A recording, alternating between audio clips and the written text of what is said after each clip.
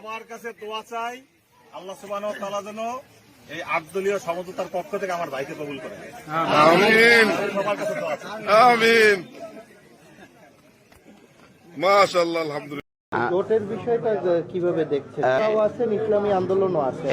ইনশাআল্লাহ বরিশাল 5 আসনে ইনশাআল্লাহ জামাত ইসলামী দাঁড়িপাল্লা নিয়ে নির্বাচন করবে ইনশাআল্লাহ, এবং সেখানে জোটের যে সমস্যাগুলো সমাধান হয়ে জোটের প্রার্থী হিসেবে ইনশাআল্লাহ এখানে আমরা জনগণকে নিয়েই এখানে কাজ করা হবে ইনশাআল্লাহ।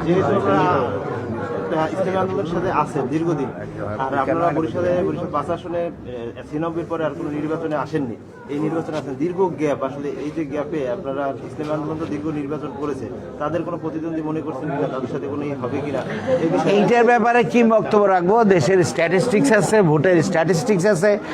আমরা তো আমি 96 সালের পরে এখানে পরবর্তী জোট রাজনীতির কারণে আমরা নির্বাচনে আসতে পারিনি, কিন্তু আমরা জোটে ছিলাম, জোটের ভিতরে থেকে থেকে আমরা এখানে আসছি।